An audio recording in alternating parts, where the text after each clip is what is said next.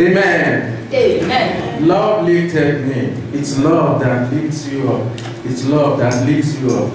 It's love that lifts us up. So it is by love, the love of God, that has brought us. Today, what we want to just look at is the Beatitude. The Beatitude is such a long sermon that cannot be covered just in a sermon like this. It's the longest sermon that Jesus preached. And when we talk of Beatitude, it's talking about the blessedness, the blessings that Jesus Christ poured out to people. Let's pray. Gracious Lord, we thank you for this hour. We thank you for your love. We thank you because you have gathered us together to bless us. And we pray, O Lord, that you rain your blessings upon us, that we will remain the same normal, but we will continue to move from glory to glory. In Jesus' name we pray. Amen. Jesus, when Jesus saw the crowds, he went up the mountain, and after he sat down, his disciples came to him. Then he began to speak and taught them, saying, blessed.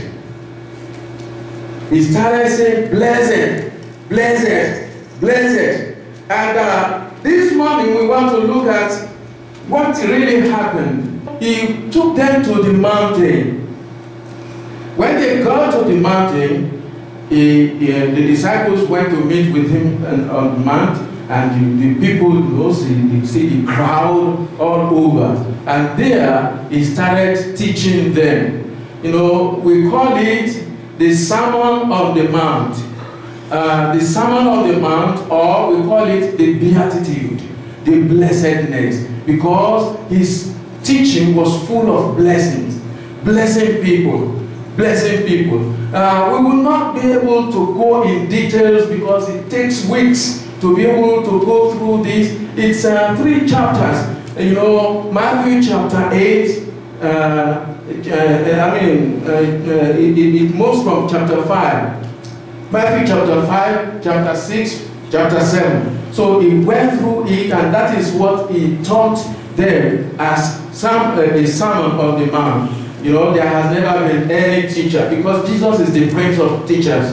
And so you will see that the Prince will lay down the example. And he preached for such a long time. And what was he saying? The first thing he said was, blessed are the poor in spirit, for theirs is the kingdom of heaven. His teaching, if you look at it, you will say, what is blessedness? In being poor. Someone who is poor, and you say blessed, you are, because you are poor.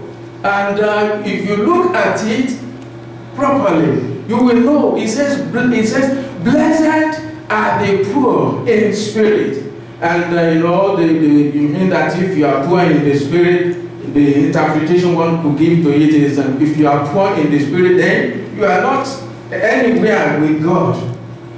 You are very poor, poverty in the spirit. It means that you are nowhere. But if you are rich in the spirit, you will see that you will be doing well in the presence of God. But that is not the interpretation for him. Blessed are the poor in spirit. That is, those who are poor in spirit. I will just use something to give you the analogy of this. When you say someone is poor in the spirit, that is, your spirit is poor. This is empty, not so? This is an empty bottle. And someone who is poor is someone who doesn't have anything. You don't have anything. Now, the one that is full is not blessed. And how do you get this to understand? Is that, people who have occupied themselves with garbage, who have occupied themselves with drunkenness, who have occupied themselves with evil concupiscence, who have occupied themselves with all atrocities of the world, they are full. There is no space for them to be filled with the Spirit of God. Being poor in the Spirit means that you are ready to receive. You calm down, you humble yourself, a humble person. Someone who is ready to receive from God. You bring your cup to the Lord and you say, I bring my cup to you, Lord, fill it. I bring my heart to you, fill it. Fill it, Lord. This is someone who is poor in spirit. This is one who is already filled. No space. If you come full into the church and you say, I'm going to receive the blessing from God, you already occupied. You have already known where you are going. You already have something in your heart. You don't have any space for God to put anything. You are full. You are rich. You are rich. And there is no space to receive any blessing anymore. That is the one who is rich. And now the one that is poor in the spirit is the one that says, Lord, Here I am, I need your help. Help me, I want to be filled. And when you are in such a position, I don't know where the water is. Excuse me.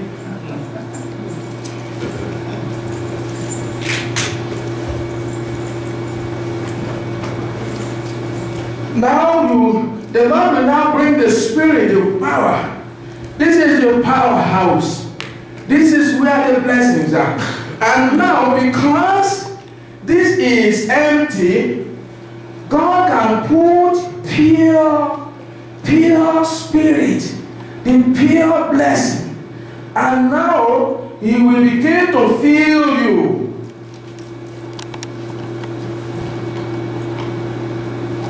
And you know, it's by measure, you continue to be filled. There is still space for you. You know, your heart, your soul, your spirit is an unebbing sea, ever full and ever in need. You continue to receive, He continues to give you. That is the one that is poor in spirit, the one that is humble, the one that He does not say, I have known it all. What is the new thing you want to give me? I have known it already. What is the pastor going to say? He says it every time. I know what he's going to say. No, it's not that the pastor knows everything. You know, the pastor also is learning. All of us, we are students of the Lord. We learn from Him every day. As I speak, the word of God is a two-edged sword. A two-edged sword, piercing you, piercing me. You know, when the word of God strikes me, it reminds me of things that I have known. It, you know, teaches me things that are new. Every day I learn. And as you come, we learn together. We have some things that we have received, blessings we have received from the people of old, the people who have wintered and summered with the gospel, and they have brought us thus far. We are learning every day. So nobody is an island who has known everything. Verse 3, he says, blessed are the poor in spirit, for theirs is the kingdom of God. So those who are ready to receive the blessings of God, they are the ones for the kingdom of God. But those who are already full with jargons of the world, with all these sorts of things, there's no space for them to receive the things of the kingdom. That is what I'm trying to bring out from there. Blessed are the poor in spirit, for theirs is the kingdom of heaven. And the next one that says, blessed are those who mourn, for they will be comforted. When you mourn for your sin, you mourn for the evil things that you have done in the past. And in another way, there are some people that are bereaved.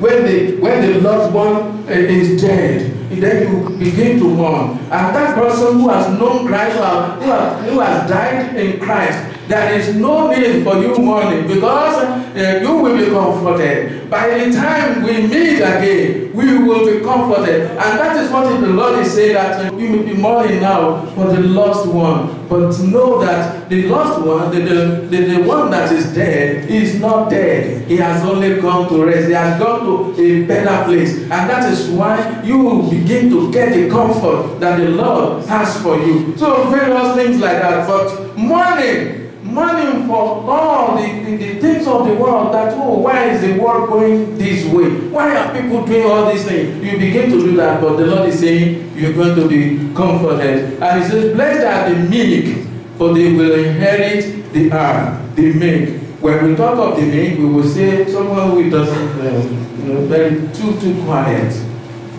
Too quiet. How can he get money? How can he get all the resources of the world? But what he's saying there is that when a person lives a life of meekness, it means that you are not someone who is, too much in the world, running up and down, drinking and smoking and all those bad things. Those who do that, they quickly weigh themselves down. And they are worn out. And before you know it, they are old, a young person, growing gray hair, and you say, are you so old? And because he has misused the body. It's the same thing in the spiritual realm. When you are meek, you have the ornament of a clear conscience. You live a life that is pleasing to God. God is controlling you, and you are not going outside the order of God for you. And he says you will inherit the earth. And he says, blessed are those who hunger and thirst for righteousness, for they will be filled. Hunger and thirst for righteousness. I give another analogy here. When you see someone who is full, if you look at this, do you see the difference between this one and this one?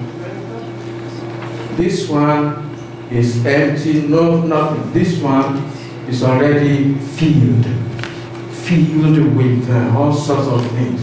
So no space. And now this one is hungry, needs something to be put in.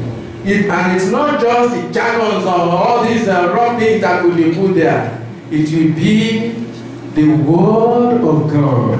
That is the heart of someone who has occupied himself with various things. And this is the heart of someone who said, I have come empty. Fill my cup, Lord. I raise it up unto you.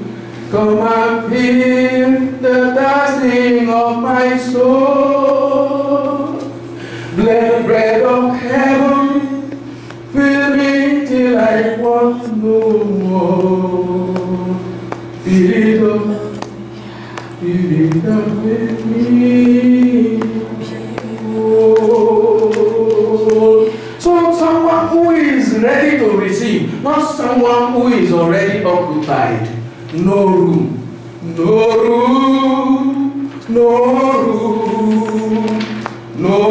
for the Savior of the world.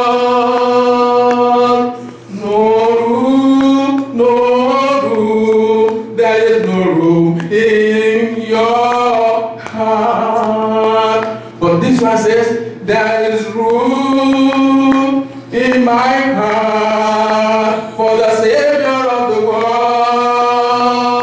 I'm prepared to receive you. Come in, my Savior.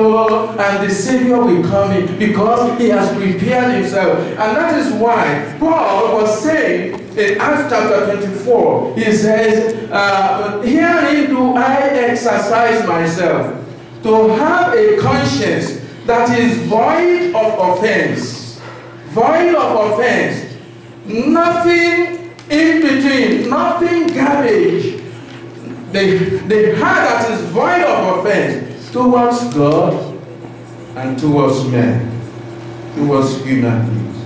That is the heart that the Lord is calling for. So when we look at the gospel, the Sermon on the Mount, the beatitude that Jesus gave is such a wonderful thing. Blessed are the merciful, for they will receive mercy. He continues, blessed are the pure in heart, for they will see God. The pure in heart, the heart that is pure, not the heart that is polluted.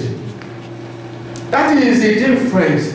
The Lord is giving us this, that we should prepare our heart. Look, come empty.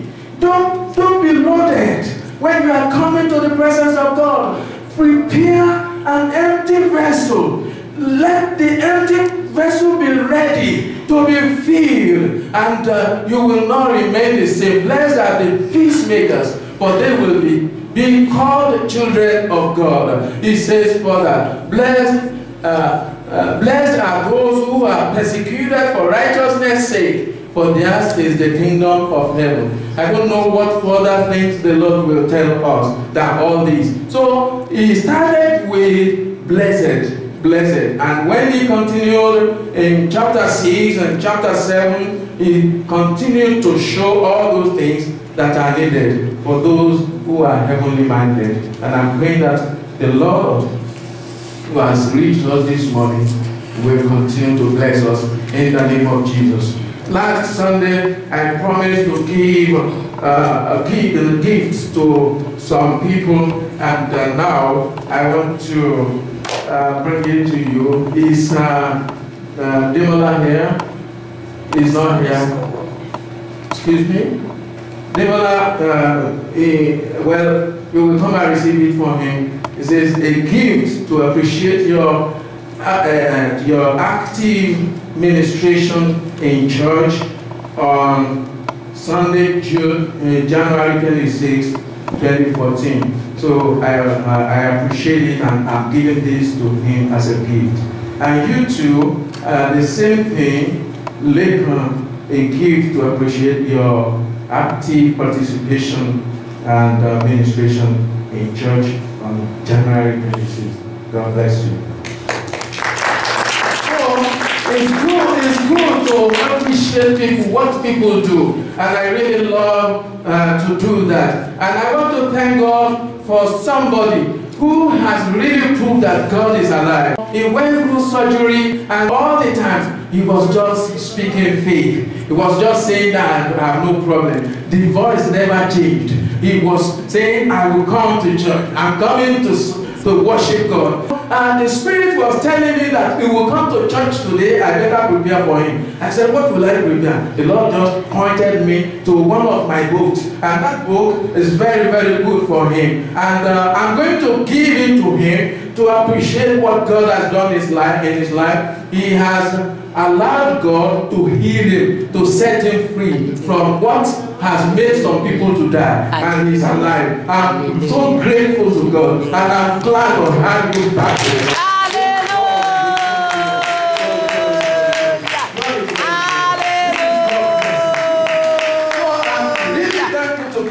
Because God is working it out in this church, and I know many among us, we are receiving the same thing. But because God really directed me specifically to him, that was why I do that. If I will take it by myself, I have many that I will be distributing, even more than I have. So I just thank God for that. There are more coming, and God is going to bless all of you. In the name of Jesus. Amen. Amen. Amen. Now we will just go into prayer.